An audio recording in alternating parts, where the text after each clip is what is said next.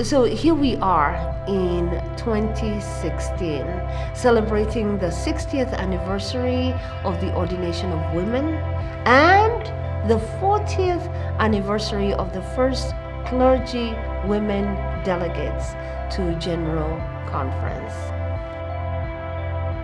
In 1956, at General Conference in Minneapolis, Minnesota, the Methodist Church allowed full clergy rights for women to 27 Methodist clergywomen. Maud Pauline Keister and Grace E. Huck were among those clergywomen. 20 years later, at the 1976 General Conference in Portland, Oregon, clergywomen were elected to be delegates for the first time.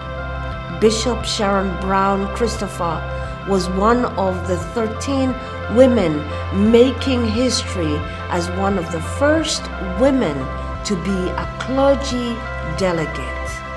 I also had a sense that, knowing I was a first there, that I was carrying the lives of many other women with me on my shoulders into that gathering.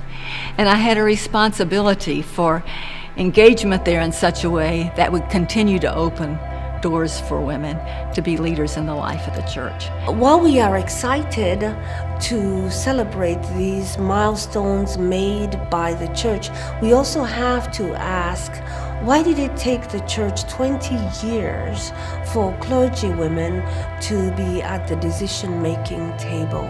And so I believe that one of the primary cultural norms that has been a detriment to the ordination of women and the election of women to General Conference is that of patriarchy.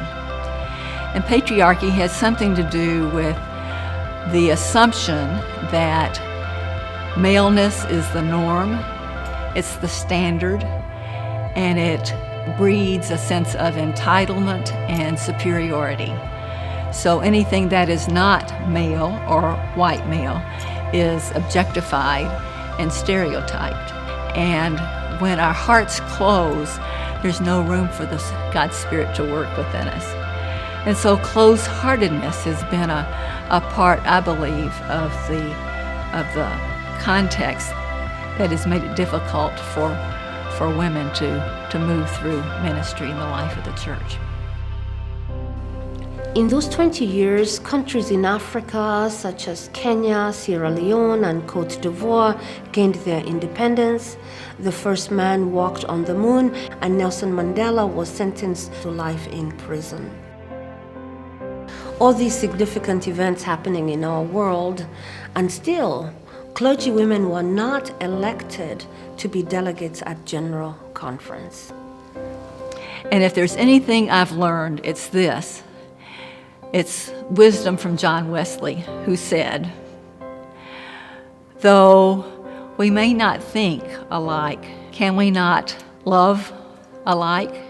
And though we may have difference of opinion, can we not be of one heart?" To me, that is what I've learned over and over and over again through my formation throughout the whole church.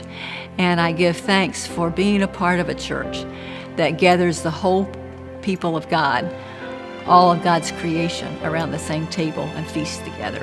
We as United Methodists applaud the great strides we have made towards full inclusion of women.